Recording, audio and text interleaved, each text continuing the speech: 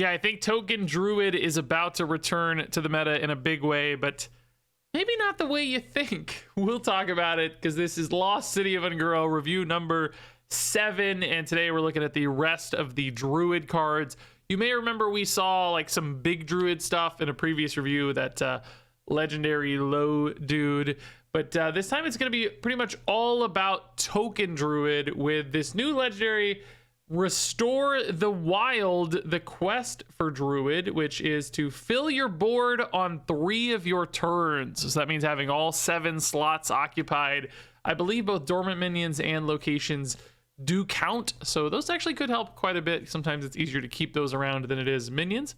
If you do satisfy that quest, you get the Everbloom, which is a 3 mana 2/5 weapon, which is a lot of durability, frankly. And it reads, after your hero attacks, give your minions +2/+2. So that is actually pretty nice big buff over time, right? Like just every single board +2/+2, +2/+2, +2/+2. That is an overwhelming amount of stats and board redevelopment turn after turn. Not to mention, it's just kind of 10 damage sometimes too. Like that can start to add up actually pretty effectively. You got hero powers, other ways to give Druid attacks sometimes. Don't sleep on the 10 damage, even if it's a slow 10 damage. Still a lot of efficiency there. And in total, you're really spending 4 mana for all of this. The question then becomes, though, how difficult is it to fill your board on 3 of your turns?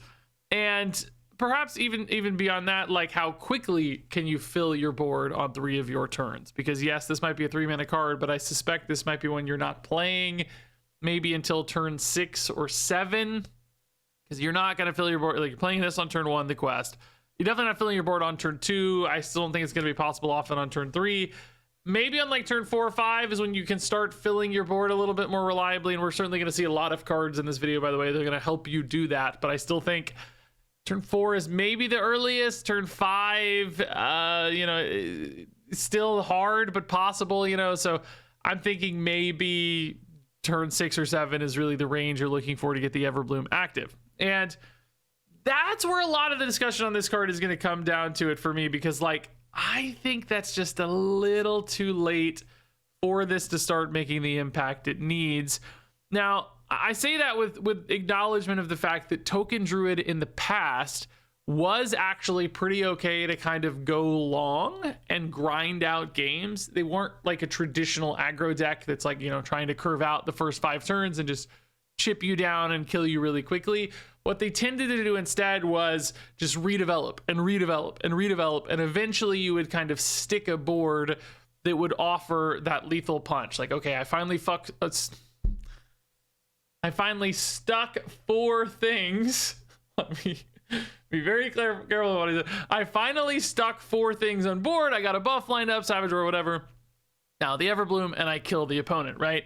And you would kind of like grind it out until you'd find those windows, and maybe it would be like turn 8 or 9, or sometimes even later you would just eventually reach the breaking point of your opponent's removal and find those lethal windows.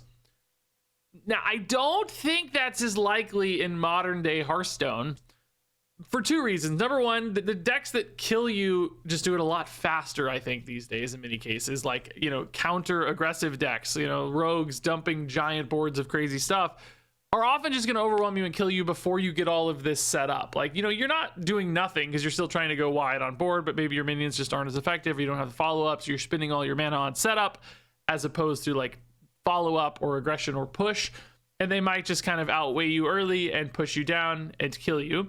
Number 2 is that like the survivability and health gain and access to removal on the other side of the equation with like control decks and defensive decks is, I think, way higher than it used to be. So like in the past, you could get these boards and you could assume your opponent was still going to be at 30 health. Like you're fighting a priest or whatever, they're still at 30. You just need to find 30 damage eventually, or you've chipped them down 10 or 15. You need to find 15, 20.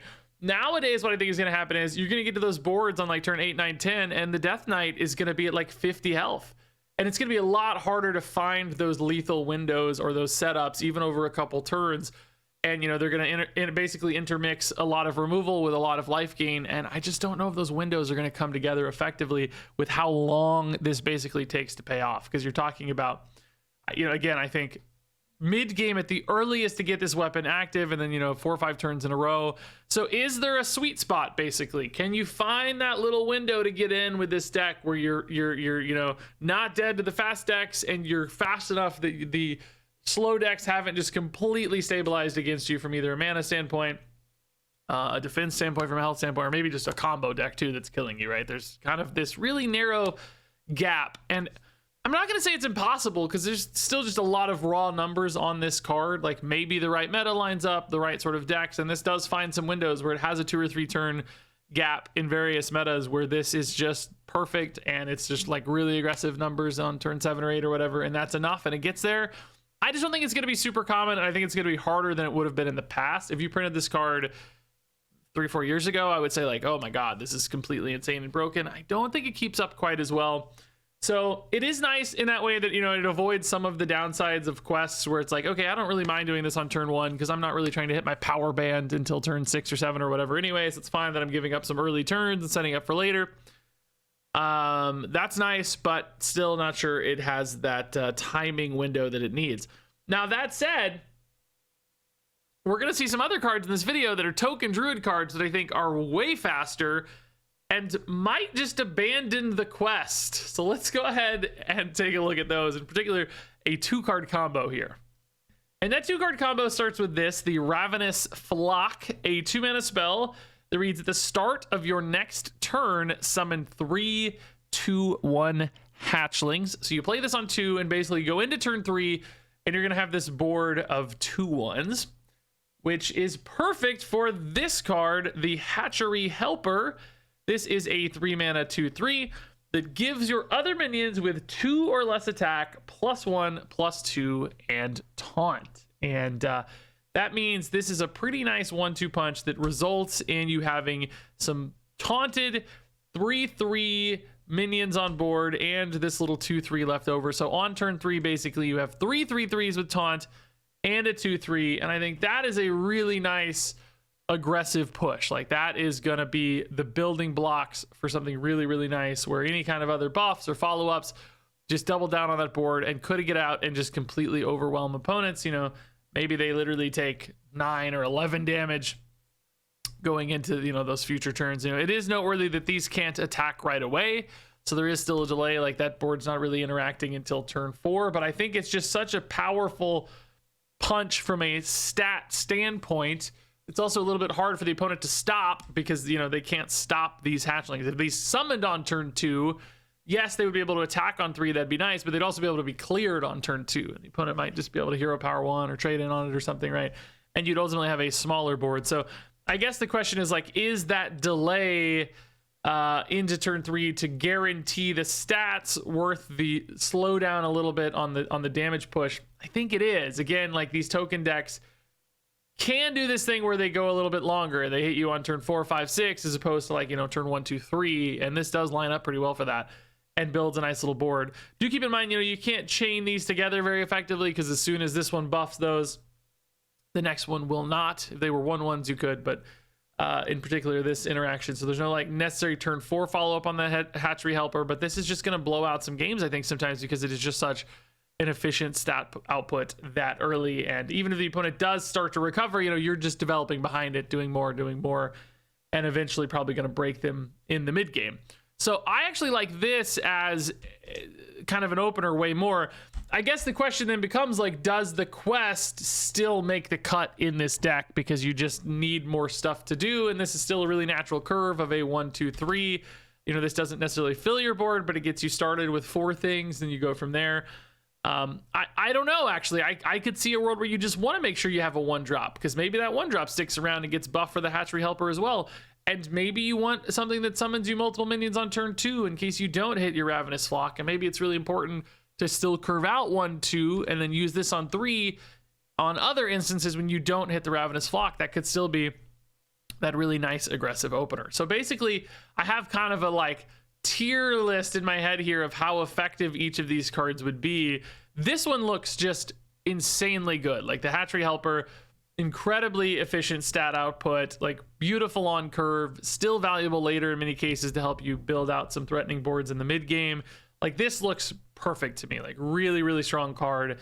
I could see this being great in so many aggressive versions of Druid. You know, Living Roots on 1, anything on 2, this on 3, boom, you're off to the races.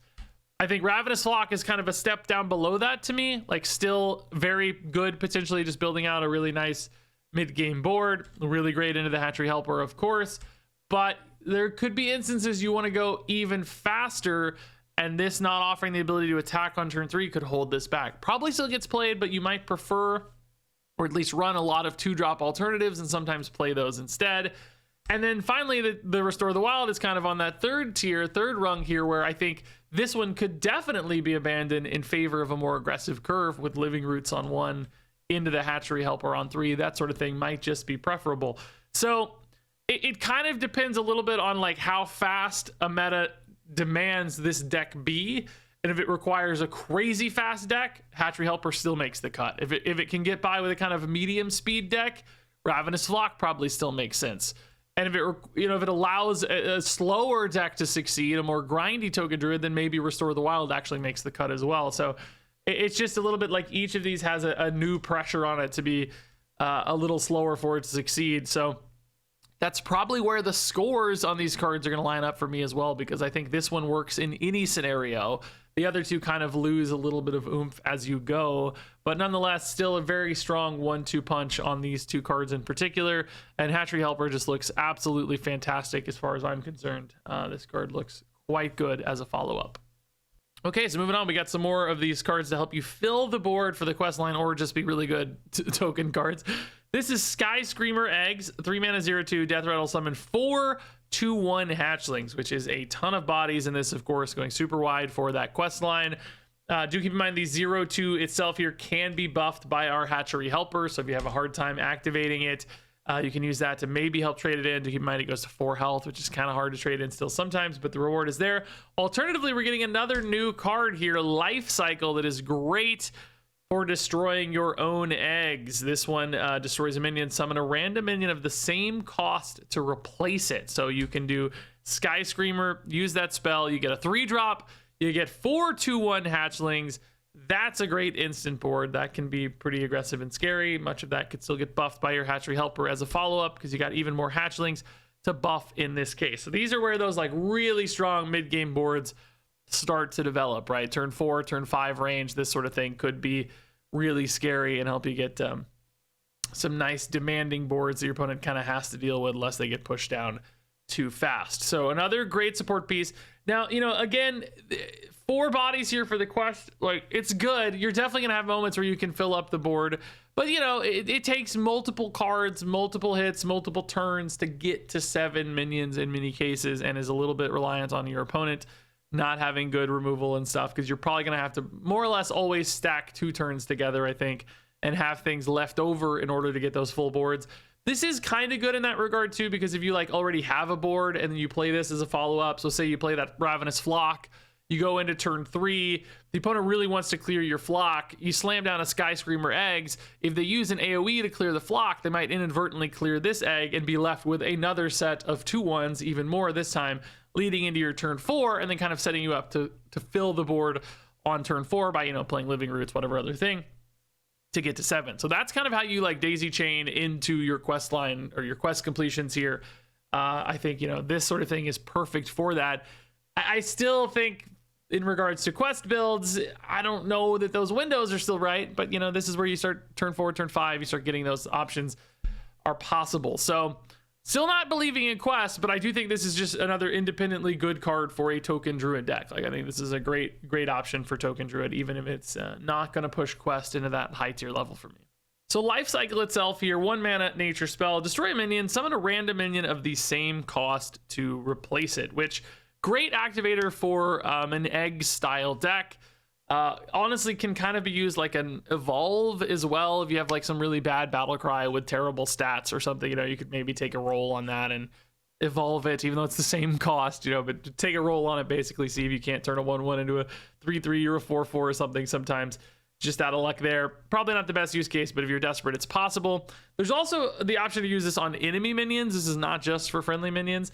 So, you know, if your opponent has a taunt and you just desperately need to get through for lethal, you could use this to clear a taunt. Hope it doesn't reroll into a taunt.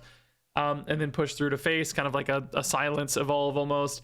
Alternatively, actually, like against buffs, if your opponent has a 1/1, like a paladin has a Silverhand recruit, they've buffed up to 10/10 or whatever, you could use this to remove those stats effectively and reroll it. Again, kind of like a silence effect instead, debuffing that 1/1 into something probably still similarly small, but without a bunch of buffs. So, some like niche use cases against opponents in some desperation plays, you wouldn't want to use this as removal typically. You could try, if you just something absolutely awful, old school like Titan effects or whatever out there, you got to deal with a Titan. This might be worth it to get something non-Titan, but most of the time you're probably going to want to use this on your own stuff in that egg scenario. I think the question is like, are there enough eggs to make this a consistent hit? Like if you only have one egg in your deck, it's not going to be worth it because this will be sitting in hand dead too often. You're going to need multiple egg style cards with death rattles you really want to activate to make sure this hits. That said, I think the reward is good enough that the decks will lean into that and find multiple eggs. I think stuff like Nerubian Egg is certainly possible. In this particular token shell, you probably want things that go wider than Nerubian Egg, but I think there will still be death rattle options that reward the life cycle enough for it to get there. So if you're looking for an egg style card to help, this one might, although I don't know if it goes in a token druid necessarily. It could. This is the Eternal Blood Petal. A 4-mana 5/1 with Death Rattle summon a 0/1 Eternal Seedling, which that's basically the egg in this scenario. The Eternal Seedling is a 4-mana 0/1 with Death Rattle summon a 5/1 Eternal Blood Petal. So this is essentially an infinite chain. If your opponent never silences these, you can just keep getting more and more Blood Petals into Seedlings, into Blood Petals, into Seedlings. And, as a 5/1, it is a really threatening attack value if it just gets stuck on board and the opponent just can't really get it going or get rid of it, or alternatively uses a bunch of annoying resources to deal with it, has to keep hero powering it to turn it back into an egg to delay that 5 attack sort of thing. I think that's probably like sneakier and funnier than it is like truly effective. I don't know how often that's really going to happen, but it's a cool idea anyway, in theory. And of course, that is a body that's always on board if you're looking to fill out the board for your quest. Like theoretically, this is the way to do that. I'll acknowledge again, at 4 cost, this is pretty high. It doesn't really go wide, and I don't know if the payoff is super high either, like for quest line decks.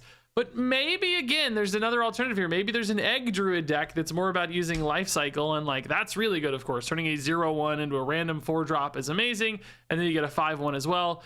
There could be another little route that token druid takes here into the egg package. We also saw that like Terrordax egg, I think, in the neutral set that summons a 3/3 that basically steals health from all other minions. So there are enough egg cards here, like maybe some egg buff stuff is possible, and you run the buff card there, the hatchery helper, in order to buff your eggs and stuff, as opposed to just going for a full token. Or maybe it all comes together because you just need all these cards for it to work. That said, I do think ultimately 4 mana is a somewhat high upfront cost to pay for this, for a card that probably doesn't pay off as much as you want it to for a little while.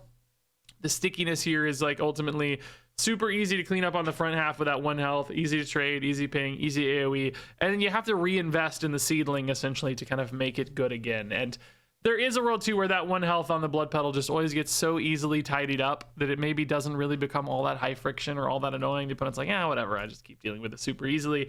And they kind of just keep dumping all these resources and stuff into cards that really aren't all that annoying. So I do fear this one could just be more of that like cheesy fun side than like actually effective, and you're probably just better off spending that 4 mana on something that goes harder or faster as opposed to this longer term payoff. That said though, again, like there is that thing in the back of my mind where like, is quest gonna be really good on turn 9, turn 10, turn 11? Like the longer that quest goes, the longer the Everbloom, you have confidence in it, these sort of cards do start to pay off more, because you could take a grindy route that just punches people down for 10 straight turns or whatever and eventually gets there. I don't think I feel very faithful in that approach in modern day Hearthstone. So for me, this card looks a little soft there. All right, so next up here, we've got Trees. This is a 5 mana spell that allows you to choose a minion and summon 4 2/2 treants that attack it. So at a base level here, of course, like this can just be a board clear an 8/8 with your 5 mana spell. I do not think you're very excited about that at a base level. Alternatively, it could be a board development card. Choose a 1/1 and summon 4 2/2 treants. You know, the first one will value trade, the rest will stick on board. So it could be a way to develop a board. Now, the good news is in either scenario, right, the treants are going to summon even before the attacks resolve, right? All 4 of them will summon at once, which means if you already had 3 minions on board and you just wanted to fill your board for the quest, this could help you do that even if the treants, you know, attack off and kill themselves. This could still be a way to kind of dump the board and help achieve the quest.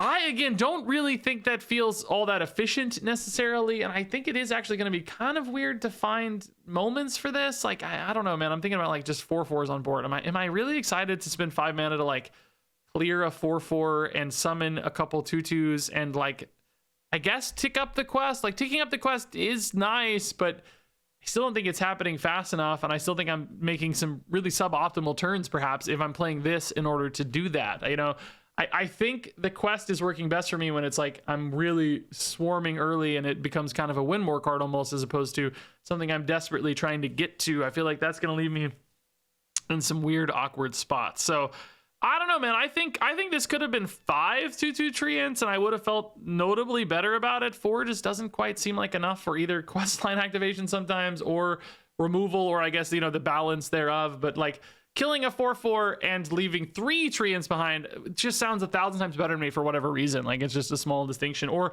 alternatively, you know, if this just summoned 7 1/1s, and they weren't treants in this case, but if it just summoned 7 1/1s, I think I'd be way happier about that as well, because even though it's less total damage, it's a potentially wider board and a much more reliable quest activation, because there will be instances where you want to play this and you don't have 3 things on board already. You only have 2, and this does not activate your quest. You know, it doesn't progress your quest, and you didn't really do anything with this either. So this just falls in this weird no man's land where I'm not really sure why I want to play this necessarily. I don't think it's good at developing. I don't think it's good at removing, and I don't think it's especially great at advancing the quest either. It's probably okay at that task, but I think it's going to get left out in a lot of instances, or at least like be a card you're just not excited that it's in your deck and you're just looking to replace, or just holding in hand because you have hopefully better things to do. I'm not totally in love with this one. All right, so moving on to our final card here for Druid, it is Hybridization, a 5 mana nature spell. Draws you a 1, 2, 3, and 4 cost minion. And with Kindred, they cost 1 less. So fairly expensive card draw, but efficient nonetheless. Like, you know, 4 cards for 5. It also hits you specific targets, which can certainly be valuable in certain deck scenarios. I actually think this lines up pretty well with Imbue Druid. They have good cards at all of these costs. The 2 cost Imbue, the 4 cost Imbue, the 3 cost minion that discounts your hero power, and the 1-drop Charred Chameleon now, which is really good in Imbue Druid. Honestly, like, could really help you get to those Imbue cards, and of course it's a nature spell, so it works nicely with Hamul.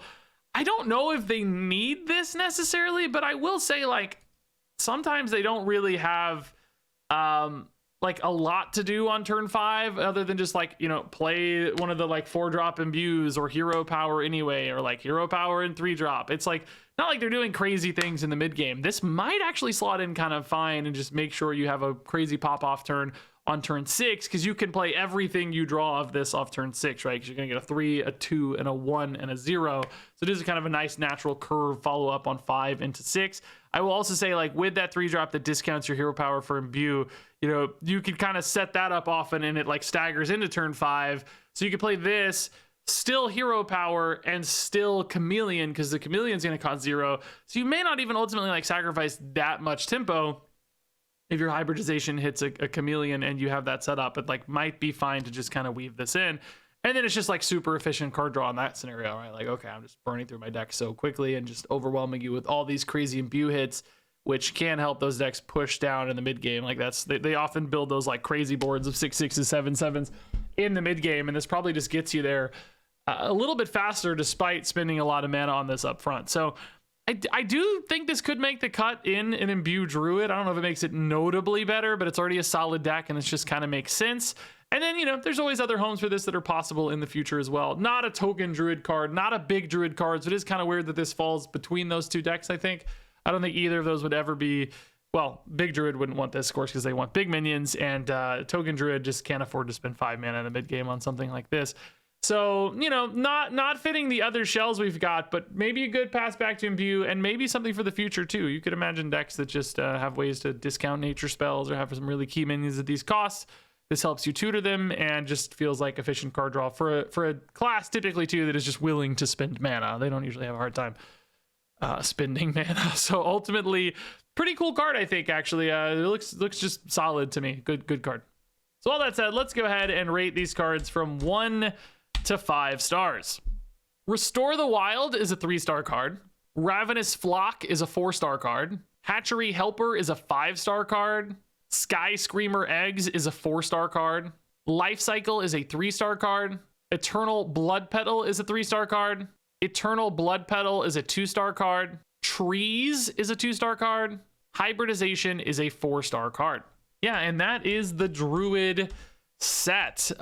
Pretty cool stuff, dude. I do think Token Druid will get there. I think it's gonna be a good deck, probably. I don't think it's gonna run Quest, or if it does, it's gonna be out of obligation as opposed to excitement. like maybe certain metas give it windows to succeed, right? Ultimately, though, I'm curious if you guys feel the same. I haven't really read any thoughts yet on this one, so I wonder if other people are more in love with this than I am, or if you have the same fears that I do. That said, I think this is a pretty strong 1-2 punch. So Hatchery Helper might just drive Token Druid on its own. It's funny that it feels like the legendary card to me, not from a flavor standpoint, from a power level standpoint, I guess, compared to this one. But curious to hear your thoughts. I will say this isn't quite as like scary broken of a Druid set as we normally see. Like normally I see Druid cards and I'm like, oh god, the game is ruined. And I don't really see that here so much. I think good, powerful, but not like game-breaking fears like we normally have. So that was a bit of a surprise. Anyway, share your thoughts on these cards down below. Thanks much as always for watching, and until next time, game on.